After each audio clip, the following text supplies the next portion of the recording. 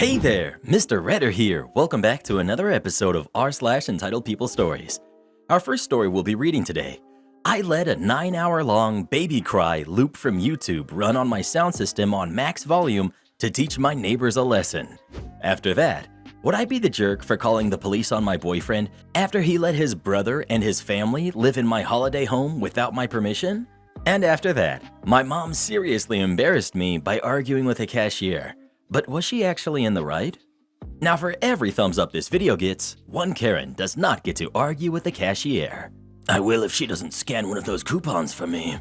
So please smash that like button and subscribe and turn on notifications for new stories from Reddit every single day. I let a 9-hour-long baby cry loop from YouTube run on my sound system on max volume to teach my neighbors a lesson. So I wasn't at home, obviously, during the night shift since I was at work.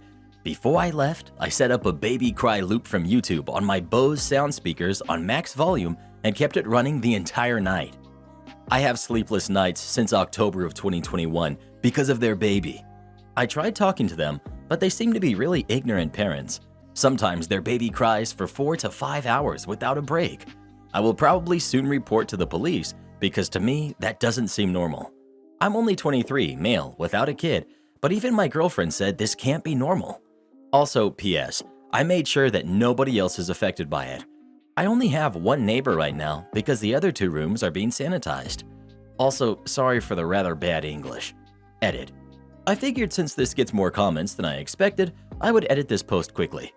Yes, I now see that what I did was stupid and wrong, but I will apologize to them. But what the heck, seriously? I get that most replies are, "You're the jerk." But what's shocking to me is that most comments indicate that everyone has to just accept getting their sleep schedule absolutely ruined. And not just my sleep schedule, as I mentioned, I am sleep deprived for over half a year now. I cannot concentrate on university or on my private life, as well as I did before all of this. People are asking me if I'm depressed or if something is wrong with me, and all of that just because of another person's infant. I shouldn't pay with my education nor my social life. And to the people who suggest I just move out, or move into a house if I can't deal with crying babies, yeah, I'm sure everyone my age being a student has that possibility. So yeah, my action was stupid and I am 100% going to apologize. However, just because you now have a baby doesn't mean that literally no rules apply to you anymore. I have a right to live a healthy life as well, and sleep is an important part of a healthy life, especially long term. It's shocking to me that I, in my age, have to write this to a lot of people who raised kids. Looking at 85% of the comments. Edit 2. Yes, I do work night shifts, but I'm a full-time student.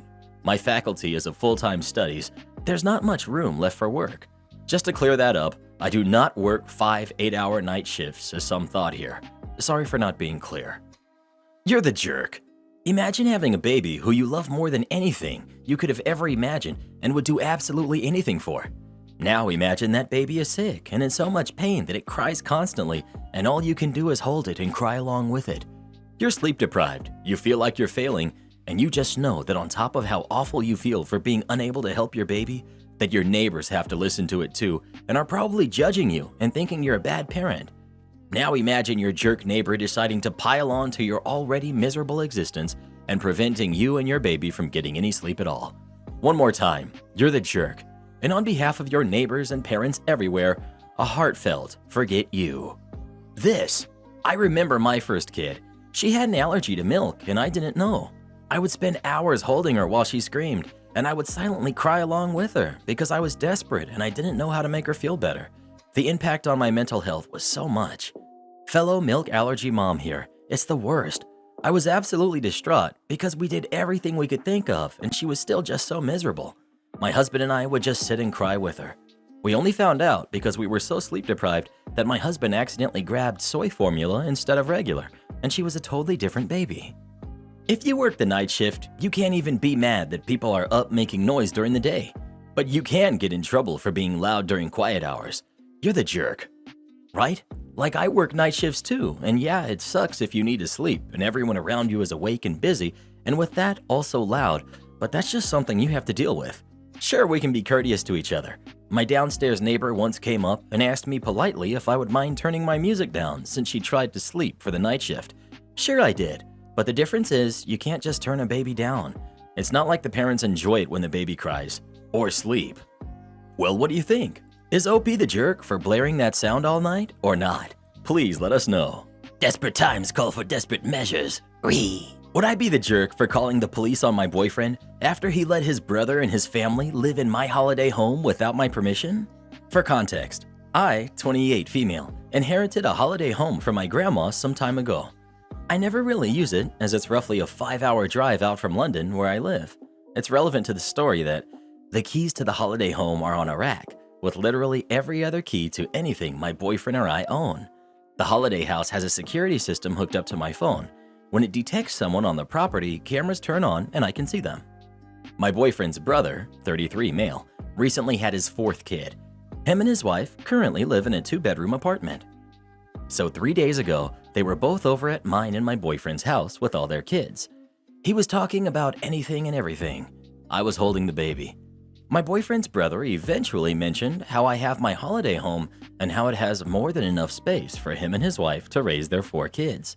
My exact response was, "Yeah, but I'm not gonna let you live there," so he went quiet after that, and his wife started to collect their kids and their things. They left about 10 minutes after. My boyfriend hasn't said anything to me about the conversation yet. I'm feeling bad about my response because I know that they really do need the space. So fast forward to yesterday. I wake up for work and I realize my boyfriend isn't in the bed. Nothing out of the ordinary. He works from 8:30 a.m. When I'm finally about to walk out the door, I go to grab my keys and notice my holiday home's keys are gone. I look around for them, can't find them, so I call my boyfriend. First time he doesn't answer. Second time he doesn't answer. Third time he does. The conversation went, "Hey, have you seen my other house's keys?" "Yes, I have them." "Cool. Why do you have them though?" "Grabbed them by accident. I'll return them when I'm back from work." I thought everything would be fine, so I continued with my day and went on to work. Midway through my workday, I get a notification from the house's security system. I open it and find my boyfriend, his brother, and his family all outside the door with a moving van in the back. I was fuming. When I got home, my boyfriend was already there, acting as if everything was normal. I started screaming at him, asking why he'd move a family into my house without my permission. He tried to justify it and say he had to help his family. It honestly made me more angry. I told him that we were over. He has 1 day to get his brother and his family out of my house, or I will call the police on them all for trespassing. That all happened around 6 yesterday, 14 hours ago. He hasn't called me or anything, but I fully intend to go through with my threat. But I know they're struggling right now. So, would I be the jerk for calling the police? Edit. Thanks for all the advice. By searching through the UK's government website, I've managed to figure out what I can legally do. I've also called the police on them already. I haven't received any updates on that yet, but I'll share them when I can. Edit 2. I called the police a small while ago. About 30 minutes ago, they came and returned my keys and let me know that the family had been told to leave by them. At first, they refused, but eventually they packed their things up and went. My ex-boyfriend, his brother, and his brother's wife have been blowing up my phone, asking why I'd put them and their kids through this. I've blocked them all. I feel absolutely terrible about what I did, and I know there were probably better ways to handle the situation. I even considered letting them stay after all, but I'm not sure if they would pay rent or anything. For the future, I plan to rent the home out, as many of you have suggested, but I'm not sure how my ex-boyfriend's family would take that. Not the jerk. Call the police now. Do not procrastinate out of confusion and misplaced kindness any longer. This is a bad situation, and the longer you delay addressing it, the more complex and difficult it will become. These are people who made the conscious choice to deceive you and steal from you. You cannot trust them to behave reasonably or predictably. You need to get them out of your property, have the locks changed, and pursue whatever legal action is available to you to ensure that they are sufficiently cowed to be unlikely to risk doing something this foolish again. I'm not sure how squatting rights work in the UK, but the less time they have there, the better. I would have driven right down there and started throwing their crap out on the lawn. Not the jerk. Sorry, but for all the people saying that OP is making kids homeless, A, it wasn't their house to suddenly move into to begin with, and B, it is not OP's responsibility to provide shelter. The parents are the one responsible, and they are essentially squatting. It was not in the boyfriend's gift to decide what happens to that house. It takes time to box things up and planning a move, so it's possible boyfriend and his family must have been planning this for some time behind OP's back. Will they be paying for the rent and bills? Has any of that been considered, or were they planning to have OP foot the bill? I'd call the police, OP. Not the jerk. It's your property. You said no, and your boyfriend literally went behind your back and moved his brother and his family into your house. Call the police before you have a case of squatting on your hands. What else does he do behind your back? It is also not your problem that his brother and 4 kids live in a 2-bedroom place. Firstly, they didn't have to have 4 kids, and it's his responsibility, not yours, to ensure adequate housing. Once again, not the jerk. Well, what would you have done in this situation? Would you have let him live in your vacation house or not? Please let us know. I would have set up some booby traps. Have you ever seen the Goonies? My mom seriously embarrassed me by arguing with the cashier. But was she actually in the right? So my mom, my sister, who's 14, and I, male 16, went to the mall to watch a movie. After it ended, we decided to shop for a while, and they wanted to enter this women's clothing store. Once they had their clothes, we all went to pay. One of the things my sister chose was a $12 blouse. When the cashier scanned it, the price said $60 instead of $12, and the cashier said it was a system mistake. She said that she was going to scan a $6 ring twice so that it can charge the right price for the blouse. The cashier did what she said, but when my mother finished paying, she saw that she had also been charged the extra $60 because the lady forgot to remove it. The cashier said it was a mistake, and I was starting to get embarrassed because my mother asked for the extra money back. The cashier said she couldn't do that and called the manager, who said that the store had a no return policy, so they couldn't pay back unless she created a store account and made a minimal purchase. Long story short, my mom kept arguing with them until they just opened the cash register and gave her back the money. When we were in the car, I told my mother that it was embarrassing and I was ashamed. She got mad at me, and my sister is neutral on the situation. Am I the jerk? You're the jerk. It honestly sounds like they were trying to scam your mother. She was smart to fight for her money back. Also, even in the best case, they wanted to charge almost $50, $60 is the worst, more than the price tag. That's not a small sum. Plus, they rang up a $6 ring twice? I know they said no returns, but if they walked out of the store, they have no proof they bought the sweater, even if they create a store account. They only have proof they bought 2 rings. You're the jerk. Good for your mom for pushing them until they returned the money they tried to steal from her. You're 16 years old. If it was so embarrassing, you could have walked out of the store for a few minutes to spare yourself. Well, what would you have done in this situation? Would you have just forgotten about the $60 or not? Please let us know. Absolutely not. There's a huge difference between being a Karen and just sticking up for yourself. Company refuses to pay me overtime. I left the job site with a job incomplete and a client unhappy. This happened years ago when I was just starting to wake up to companies mistreating employees and employees taking it because they are just thankful to have a job. I worked as a sales rep for a company in the technology field, two-way radios and alarms to be specific. Said company never had enough technical staff, so I started training myself and asked our lead technician to teach me to program and sort out minor problems, as well as do installations, which was nice since I was doing client visits 1 to 4 times a month, depending on how big the client was, and then I could sort out problems while I was on site. I ended up doing most of my clients' installations, and the manager of the technical department was happy because it's less work for him, and he knows I do the jobs properly because I want to keep my clients happy. Accordingly, he had no problem signing my timesheets and overtime hours as well. Overtime was around 10 to 20 hours a month, so 2 to 5 hours a week, which I think was a great deal, considering I was doing the jobs of 2 people actually. It went well for a few months, until one day, just before payday, I get called in by the MD, owner. He had my timesheets for the past few months in front of him. He asked me what they were, and I gave him an explanation. He scratched my overtime out, saying sales reps don't get paid overtime. I tried to explain to him why I was claiming overtime and that he can ask the tech manager, but he was having none of it. I was upset, as it was a little extra money, but whatever.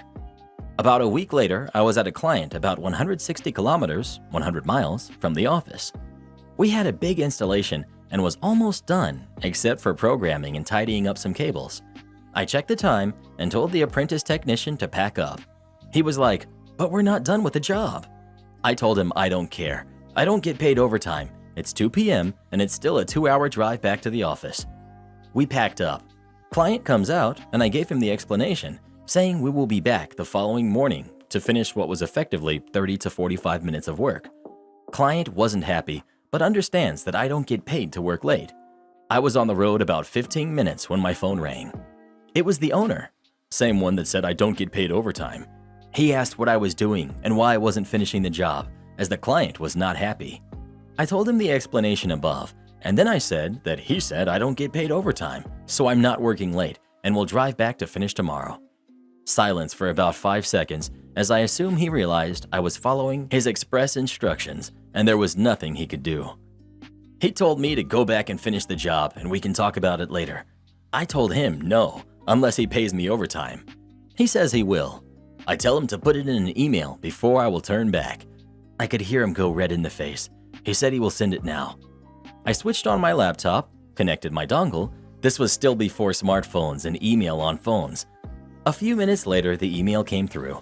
We turned around and finished the job. I got paid my overtime, and never again was there a query over my timesheets or hours booked. I was the only rep out of 5 that got paid overtime. Am I the jerk for telling a friend the real reason why a coworker wants to date him? I, 24 female, have a friend from work, 26 male, Ben. Over the years, coworkers told me Ben was interested in me, but I brushed it off. When I met Ben, I had a boyfriend who is now my husband. Ben met him and was even invited to our wedding, so the thought of him liking me was ridiculous. I ended up confronting him about it, and he said that he did like me at first, but stopped once he realized I was taken. My husband knows this and is totally fine with it. I never saw Ben as anything more than a friend. 2 months ago, I caught a coworker, Kate, who's 23, crying in the parking lot after work. I asked what was wrong, and she told me her boyfriend broke up with her and left the country after they found out she got pregnant, and she insisted on keeping the baby. Kate is white with blue eyes and blonde hair, and so is her ex. Most people in my country are tan and have brown eyes and black hair. This info is important later on.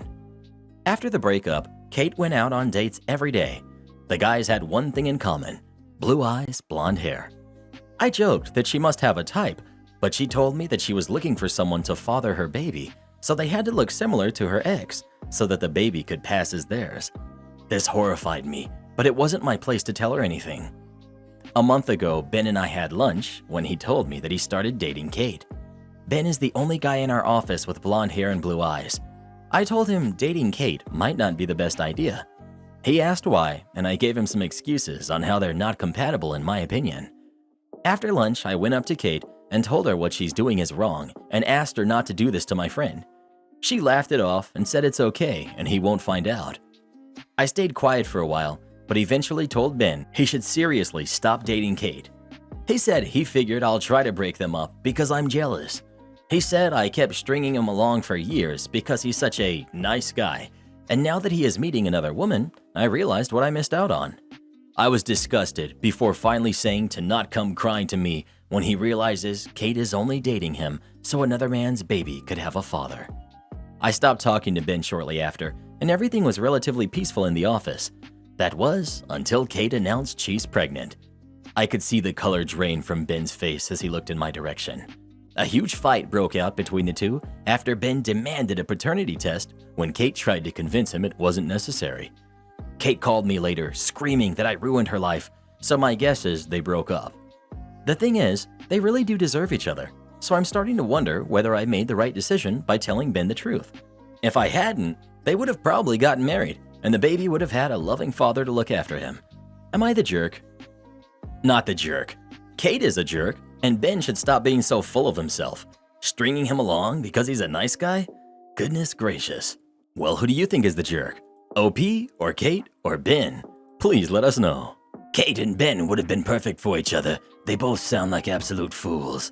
Am I the jerk? I didn't help my ex-wife. My ex-wife and I had very different views about spending money. After the birth of our daughter 3 years back, she started spending a lot of unnecessary money. I tried having discussions with her about budgeting, but she refused, saying that all of it was necessary for her. Some of the expenses were definitely necessary, such as a mother's helper, maid, cook, etc., and I had no problem with those kinds of expenses that would help her recover from childbirth. but there were others that were purely unnecessary and lavish, such as shopping, etc. It all reached a breaking point when she paid for her brother's college tuition from our joint account without even asking me if I was okay with it. I divorced her and we got equal custody of our daughter, along with me having to pay child support because our daughter was still very small. I had to also give her half of my business. I didn't want to run a business with her, so I sold my business and gave her half the money. I started a new business on my own and it's doing pretty well now. Today, when I went to my mom's birthday party, my ex-wife was also present. My ex was a family friend, so she's still close to my parents despite our divorce. After dinner, I and my brothers were watching a movie. At that time, my mom came to me and told me she wants to speak to me in private. We stepped out of the house and my ex-wife was waiting for us there. My ex said that she lost all the money that she received from me upon divorce because her investments failed. She said that if I had been more mature by running the business with her instead of selling it off and protecting just myself, she wouldn't have been in this position now. She said that she's been evicted from her apartment and doesn't have the money even for a hotel room, and told me that since I caused this, I should let her stay with me in my house. I refused and told her that she can leave our daughter with me for the time being and go stay with one of her friends or something. She started crying, and my mom said I should have been more kind to my ex, considering she's a close family friend. Am I the jerk? Edit. She got close to about 300 grand in the final divorce settlement, including everything. Nah, forget that. This is your time to strike. I would get a lawyer and fight for custody. There's no way someone that demonstrates that she is irresponsible with finances should be able to still have custody. She's not fit to take care of the kid. Don't feel bad for her. I guarantee you that if the roles were reversed, they would tell you to deal with it. Tell her to figure it out, not the jerk. Exactly. If it were him, she would definitely sue for full custody and most likely get it too. Besides, he still paid child support even when they have equal custody. The fact OP didn't laugh in her face and call her ridiculous means he's definitely not the jerk. Marrying someone rich, or who becomes rich, shouldn't be a set-for-life scheme if you divorce early on, or if you didn't contribute significantly in a way that helped them become successful. Men and women who get rewarded for marrying well for a brief period are ridiculous jerks, and it's absurd the amounts they get to maintain their lifestyle sometimes. They're adults, they can get a job. I'm glad OP sold the business to separate from her financially. He was fair and gave her half. As long as he takes care of his daughter, he's not the jerk. And being there for his daughter doesn't mean he should be forever responsible for funding her mother's life. That's on her, and she was already given a lot. I bet she'd try pushing for a relationship again now that she's broke. OP needs to take in their daughter till she can figure out how to fund her own life. She can have regular visitations. Not the jerk. You sold off your business and gave her half, which she was entitled to, though I will never agree with that. After that, it's on her. I know there will be comments about how she's your kid's mom, but you've offered to keep your kid so your daughter would be safe with you while she finds accommodations for the both of them. That's really as much as you need to do. If your family thinks that you're being unfair, they can offer her a place to stay. Well, who do you think is the jerk? OP or his ex? Please let us know. If Reddit boy ever tries to leave me, I'm taking everything he owns. Am I the jerk for getting angry at my pregnant wife after she said I wasted years of my life raising my little sister? When I was 15 years old, I'm male, and my sister was 2 years old, my mom passed. After her passing, my dad changed. He became emotionally unavailable and barely showed any concern about my sister's upbringing. He was still financially available, as he would give me money at the end of each month and then just disappear. As a result, I took the parental role over my sister. I am the one who had to do everything a parent should do, from cooking, advice, homework, emotional support, etc. I basically raised her. When she was 10, she asked if she can call me dad, and it was the proudest moment of my life. I also consider her my daughter. Now she is 22 years old, studying for her master's degree, and I'm very proud of her. I also got married, and my wife recently got pregnant. We were talking one night, and she said, "I'm very excited because you will finally get a kid that you want." I did not like this comment, but I gave her the benefit of the doubt, as I had to take responsibility for my sister at a young age. I can see where she's coming from. Then she continues, "I always felt sorry for you because you were stuck in that situation and were forced to waste years of your life raising a kid that was not your responsibility instead of experiencing a young adult normal life, doing normal things.